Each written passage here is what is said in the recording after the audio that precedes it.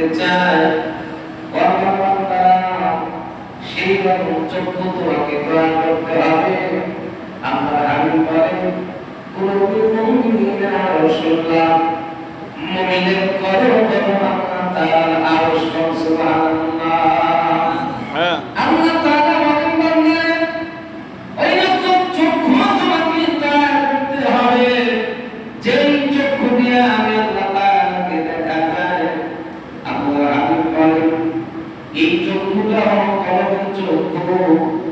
মানুষের চামড়ার দুইটা চক্ষু আছে আর দুইটা চক্ষু আছে কলবের চক্ষু, ভাই চক্ষু। সুবহানাল্লাহ বলেন। আল্লাহ হাবিব বলেন বান্দা যখন জিকির করে জিকির করতে করতে তার কলবটা যখন পরিষ্কার হয়ে যায়, মানুষের পাকিস্তান দুই আঙ্গুল নিচে একটা বস্তুর টুকরা আছে, এই বস্তুর টুকরা হলো লতিফায়ে কলব। নাম কি? লতিফায়ে কলব।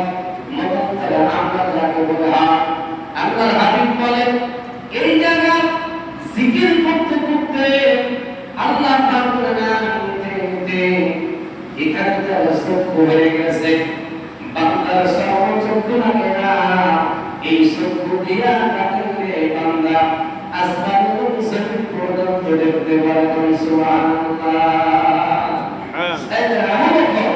উনি আসমান এবং জমিনের মধ্যে যা কিছু আছে চক্ষু বন্ধ করলে উনি দেখতে পাইবেন। সুবহানাল্লাহ। বর্তমান হযরতে আল্লাহর বান্দা ইমাম গাজ্জালী রাহমাতুল্লাহ আলাইহি উনি কিতাবের মধ্যে লিখেছেন দুনিয়ার মানুষ আমি ইমাম গাজ্জালী যেদিকে তাকাই সেদিকে আমার মাওলাকে দেখি। সুবহানাল্লাহ। আর সুবহানাল্লাহ। বর্তমান এই দুনিয়ায় চক্ষু তার খুললে যেন আল্লাহকে দেখা যায়।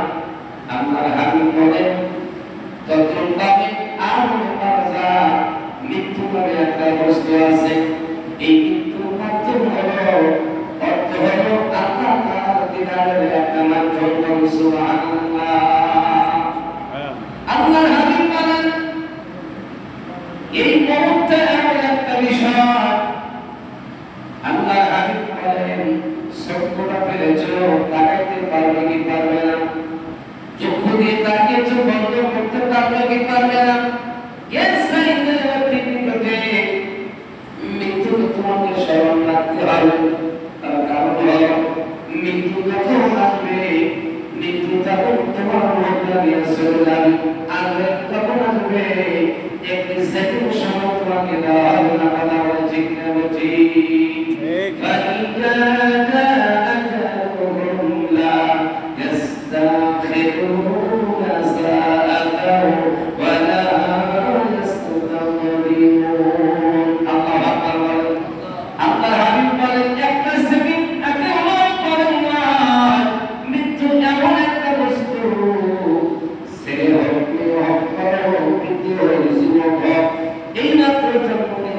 মৃত্যু যদি এখন দেখা থাকে এক সেকেন্ড পর হবে না, যথা টাইমে হবে। সুবহানাল্লাহ। এই মৃত্যুর জন্য আমাকে আপনাকে প্রস্তুতি থাকতে হবে। চিন্তা করতেছে আমি তো এখন বড় হইনি, আমি তো এখন বৃদ্ধ হইনি, ছেলেকে বিয়ে দেইনি, আমি কি এখন মরবো? আমার তো মরার বয়স হয় নাই। আমার দাদা মারা গেছে 100 বছর, আমার বাবা মারা গেছে 70 বছরে, আমার তো কেবল মাত্র 40 বছর, এখনো 30 বছর বাকি আছে। কথা বলে এরকম চিন্তা বিক্রি হয় কিনা? মানুষ চিন্তা করে আমার মৃত্যুর বয়স হয় নাই, কিন্তু আল্লাহ তাআলা জানাইলেন বান্দারে মৃত্যুর কোনো টাইম ছোট বড় মধ্যে নাই, মৃত্যুর মধ্যে নাই। মৃত্যুর আমি যেই জায়গায় রেখেছি এক সেকেন্ড আগে নয়, এক সেকেন্ড পর নয়, তোমার কাছে আসবে। সুবহানাল্লাহ। আজকের মুহূর্তের আলোচনা মৃত্যুর স্মরণিকা, মৃত্যুকে কতটুকু আমি আপনার স্মরণ করি। আল্লাহর হাবিব বলেন কমসে কম যিনি জানান করে আল্লাহর ওয়াদা আছে কমসে কম 100 বার মৃত্যুর জন্য আল্লাহর কাছে তওবা করতে হবে। আল্লাহর হাবিব বলেন কবর মানুষকে, প্রত্যেকটা মানুষকে না এবং কবর মানুষকে সাতটা করে রাখতে থাকে আর বলতে থাকে বান্দারে আমি অন্ধকার কবর সাথে বিহীন আদর বিহীন বাড়িবিহীন কাতা বিহীন কবর বিহীন খাবার বিহীন এই কবরের মধ্যে আসতে হবে সময় থাকতে নেক আমল নিয়ে আমার মধ্যে চলে আসবেন সুবহানাল্লাহ আল্লাহুম্মা سيدنا مولانا محمد وعلى آل سيدنا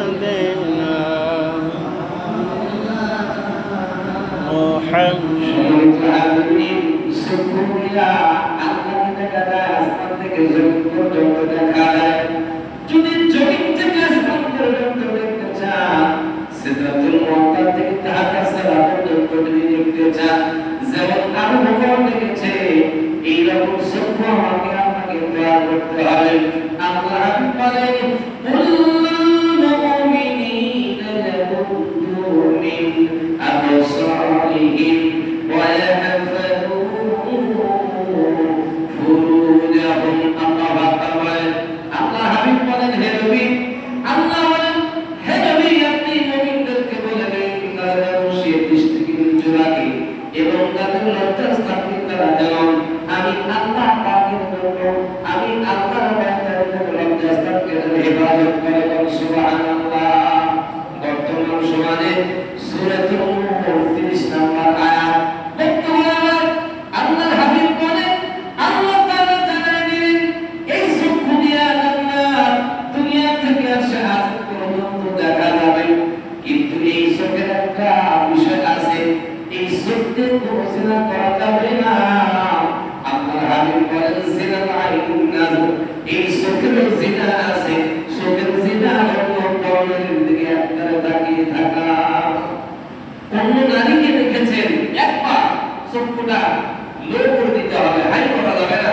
এই সূরাতুন নূরের মধ্যে আল্লাহ হাবিব বলেন হে নবী আপনি বলে দিন আল্লাহ তাআলা ইহফাযু ফুরুজাহুম তাদের চক্ষুকে দৃষ্টিকে হেফাজত করে সুবহানাল্লাহ চোখকে হেফাজত না করে কিয়ামত পর্যন্ত যদি নামাজ পড়েন রুকু করেন সিজদা করেন চোখের দিনা আছে এই চোখকে কোনোদিন কি আল্লাহকে দেখা যাবে কথা বলেন আসে আজের মতো দেখা যাবে আপনি নিজেকে চিনতে পারবেন না আপনার হাবিব বলেন নিজেকে চিনতে আগে হবে আপনার হাবিব বলেন যে নিজেকে চিনেছে মান আরাফা রাব্বাহু মান আরাফা নাফসাহু ফাকাদ আরাফা রাব্বাহু আল্লাহর হাবিব বলেন মান আরাফা নাফসাহু ফাকাদ আরাফা রাব্বাহু যে নিজেকে চিনেছে সে আল্লাহকে চিনেছে আমরা নিজেকে চিনতে চাই না আমরা শুধু সামনের দিকে এগিয়ে যেতে চাই কিন্তু সামনের দিকে এগিয়ে যেতে হলে আগে নিজের খবর নিতে হবে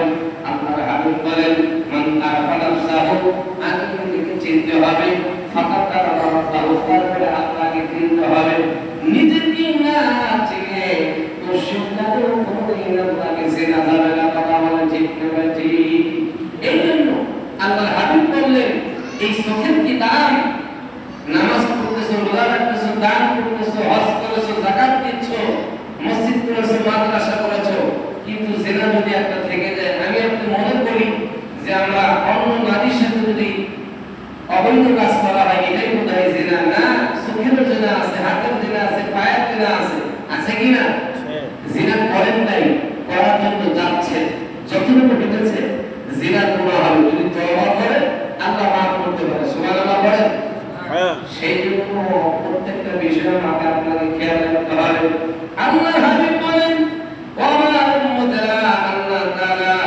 সূরাতুল আহজাবের মধ্যে জানিয়ে দিলেন আইয়ুহান নাবিয়্যু কুল্লা মুযওয়াজিকা ওয়া বান্তিকা ওয়া নিসাইল মুমিনিনা يدنين عليهن من جلابيبهن إن ذلك أدنى أن يعرفانا فلا يؤذين وكان الله غفورا رحيما الله أكبر الله حبيب